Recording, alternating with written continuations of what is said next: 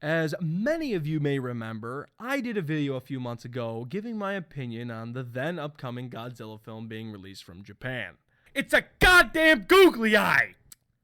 The film has since been released in Japan and will be released tomorrow in the US, as of recording. So, some G fans have gone to Japan to go see the premiere.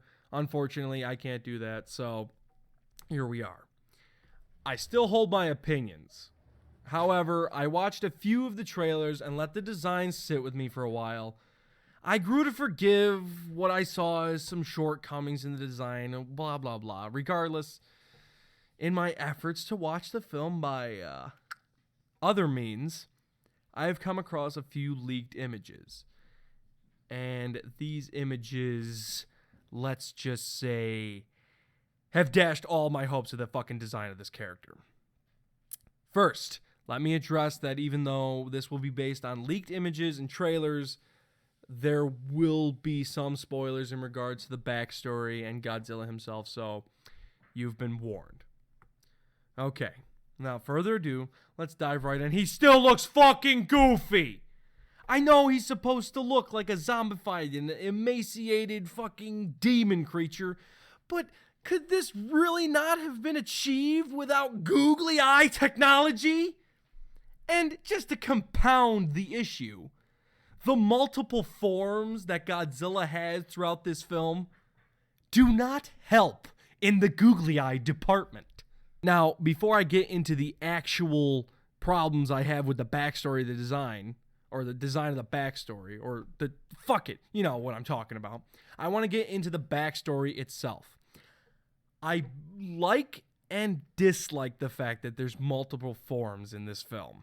I like the originality. I like that it's an actually pretty interesting backstory. I would have loved to have seen, like, in the original, he started out as some creepy fucking guppy looking thing crawling up onto the shoreline and freaking everybody out. That would have been terrifying. However, in this film, I don't, if it's on its own, fine. It can be its own self-contained film. But if it is in the same 28-line series, which, in fairness, I don't think it is, but just to bring to my point, it retcons the origin story we already had in Godzilla vs. King Ghidorah, which is one of the better written films of the series. And even then, even if you wanted to retcon that whole thing, even then, why give him a backstory at all? You know, some of the greatest horror films rely on what you don't know. And I know that's a cliche to say about horror, but in the case of Godzilla, he's a force of fucking nature. Nature has a way sometimes of reminding man of just how small he is. He doesn't need an explanation. The whole point of the film is to make the idea believable. It's to make the idea of a 200-foot, 400-foot, fucking 500-foot giant radioactive monster believable. That is the whole point, because he's a force of nature that makes you shit your fucking pants.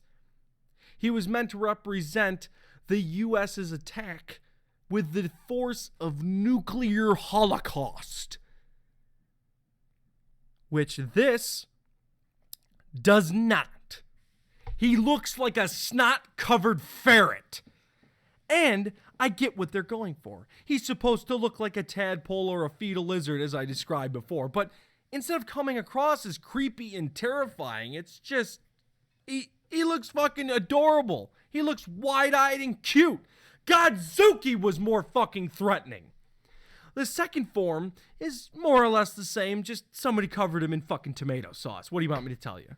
And now, the main course of this video. My major complaint with the design of this character, it is something so fucking outlandishly goofy that it ruins this design for me. Whatever dignity, whatever faith I had in this design is gone now, because look at this. Is he turning into Barney the fucking dinosaur here? Is he supposed to warn me of the dangers of the fucking sunshine unit or some shit? And if it wasn't bad enough, They take things back to the fucking 70s and turn him into a fucking purple disco ball of destruction. What the fuck? What the actual fuck?